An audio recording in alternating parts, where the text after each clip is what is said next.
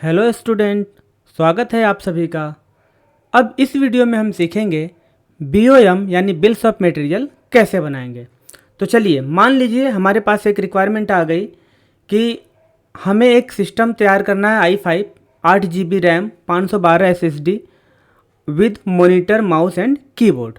अब ये एक कंप्यूटर मुझे असेंबल करना है। चूँकि पिछले वीडियो में मैंने रॉ मटेरियल परचेज कर लिया था, अब मुझे ये पूरा असेंबल करना है एक सिस्टम, और मुझे इन कॉन्फ़िगरेशन की रिक्वायरमेंट है उसमें। तो चलिए, कैसे हम बीओएम का यूज करके पूरी असेंबल सिस्टम का प्राइस जानेंगे और प्रति पीस क्या पड़ रहा है हम ये भी जानेंगे। अगर उसमें कोई एक्स्ट्रा खर्च लग रहा है तो हम उसको भी इसके साथ ऐड करेंगे। अब आप क्या करेंगे कि क्रिएट में जाएंगे।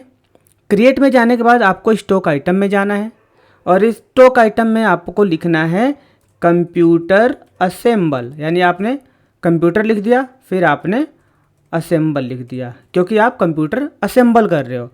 और ये अंडर ले लेंगे आप ऑल्ट सी करके फिनिश गुड में। अब फिनिश गुड्स में क्यों भाई? क्योंकि पीछे हमने रॉ मटेरियल खरीदा था। अब हम एक कंप्लीट आइटम बना लेंगे, क्योंकि वो कंप्लीट असेंबल होने के बाद फिनिश हो जाएगा। वो फिनिश गुड्स में हम उसको ले लेंगे अंडर फिनिश गुड्स।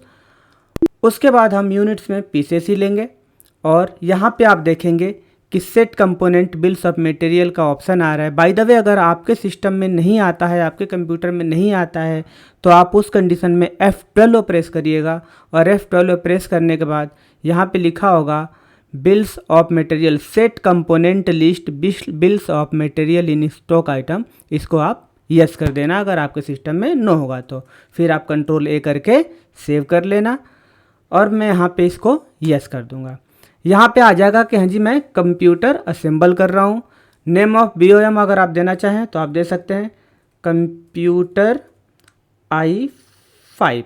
अगर मैं देना चाहूँ तो कंप्यूटर i5 दे सकता हूँ, स्पेस दे सकता हूँ i5। अब मैं इसको यूनिट्स ऑफ मैन्युफैक्चरिंग एक पीस का मुझे करना है जी। अब एक पीस कंप्यूटर को असेंबल करने के लिए किस किस रॉ मटेरियल की आवश्यकता होगी, और वो रॉ मटेरियल कितने कितने पीस लगेंगे, उसके लिए हम नीचे डिफाइन करेंगे। अब हम आइटम में आ जाएंगे।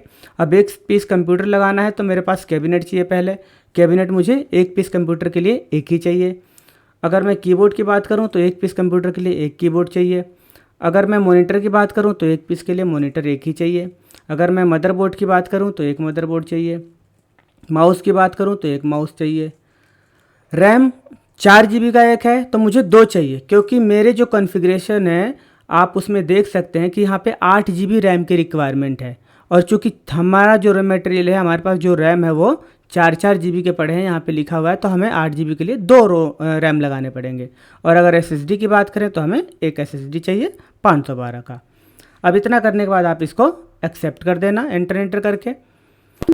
एक्सेप्ट करने के बाद अब आप चले जाएंगे सीधा क्रिएट के अंदर ही वाउचर टाइप्स।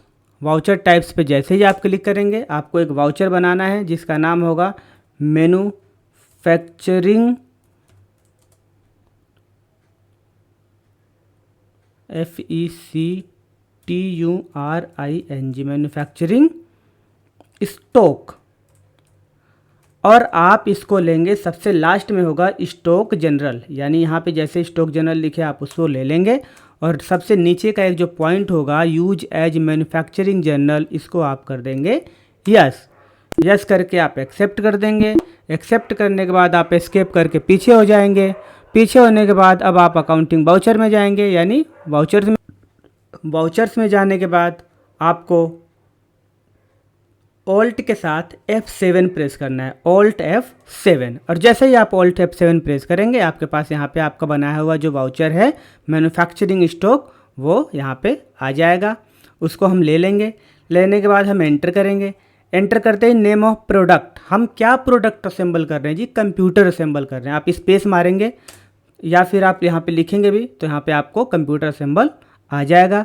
और जैसे ही मैं कंप्यूटर असेंबल लूँगा, एंटर करूँगा, यहाँ पे साइड में तुरंत नेम ऑफ आइटम ये आ जाएगा कि आपको एक कंप्यूटर असेंबल करने के लिए किन किन रॉ मटेरियल की आवश्यकता है। अब आप कितने पीस क्रिएट करना चाहते हैं जी? एक पीस क्रिएट करना चाहता हूँ। एक पीस हमने यहाँ पे डाल दिया, और जैसे ही मैंने एक पीस डाला, यहाँ पे अपना रेट भी आ गया। चूँकि इसमें रैम 2 लग रहा है तो प्रति पीस 250 का है, तो आपका टोटल ये 500 रुपये हो गया।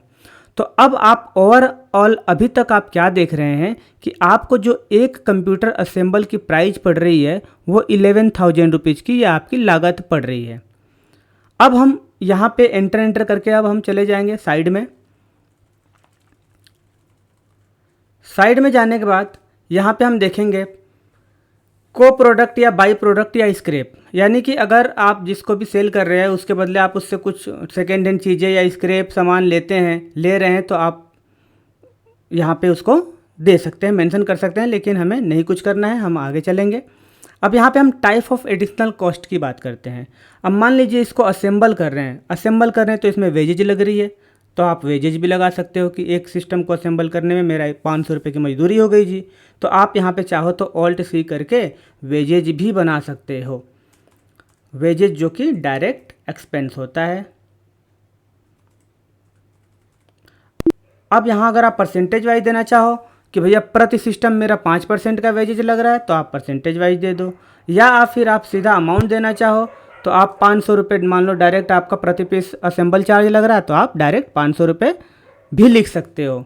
अगर आपका मान लो कार्टेज का चार्ज है, किराए का चार्ज है, कहीं ले जाने ले आने का वो एक्स्ट्रा चार्ज भी आप यहाँ पे फिर ऑल्ट सी करके ऐड कर सकते हो। तो जो भी आपके एक्स्ट्रा एक्सपेंसेस होंगे आप उसका लेजर भी यहाँ पे बना सकते हो। अब जैसे ही आपने कार्टेज चार्ज जोड़ दिया, वेजेज चार्ज जोड़ दिया, तो वेजेज चार्ज जोड़ने के बाद अब आपका जो प्रति पीस सिस्टम है वो कितने का पड़ेगा जी? 11,500 का। तो ये प्रति पीस ये आपको 11,500 का पड़ गया है। अब आप इसको सेल कितने ऊपर प्रॉफिट मार्जिन रख करके करते हैं वो आपके ऊपर डिपेंड है। तो अब मैं इसको एक्सेप्ट करूँगा। अगर मैं प्रीव्यू देखना चाहूँगा तो फिर मैं यहाँ पे चला जाऊँगा डे बुक में, और डे बुक में जाने के बाद मैन्युफैक्चरिंग स्टॉक ऑल्ट के साथ पी करूँगा, फिर करंट पे एंटर करूँगा और यहाँ पे प्रीव्यू पे क्लिक करूँगा जूम करने के लिए ऑल्ट जेड। तो आप यहाँ पे देखेंगे हमारा एक कोटेशन की तरह भी तैयार हो गया कि मुझे प्रति पीस 11,500 पड़ रहा है। तो एक तो आपका ये हो गया। दूसरा, मान लीजिए किसी का ऑर्डर आ गया जी 10 पीस का, तो आप यहाँ पे क्या करेंगे, क्वांटिटी को 1 पीस की जगह कर देंगे 10 पीस, और जैसे ही 10 पीस देखेंगे तो आपको ये 10 पीस का रेट बताएगा 1,10,000 रुपये पड़ गया जी। अब प्रति पीस चूँकि आपको 500 पड़ रहा था तो ये यहाँ पे हो जाएगा 5,000 रुपये। अब 5,000 रुपये हो गया तो आपकी टोटल कॉस्टिंग 11,500 की प्रति पीस तो है, लेकिन टोटल आपको 1,15,000 रुपये का बिल बैठेगा। ये कोटेशन अगर आप किसी पार्टी को दिखाना चाहते हैं तो आप ऑल्ट पी करके इसकी प्रीव्यू ले करके या प्रिंट ले करके दिखा सकते हैं कि भैया अगर आप 10 पीस का ऑर्डर दिए हो तो 10 पीस का जो भी रेट है हमारी ये पड़ रही है।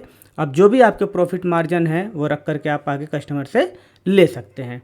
तो इस तरह से आप बिल्स ऑफ मटेरियल बनाते कैसे हैं वो आपने सीखा। Thank you.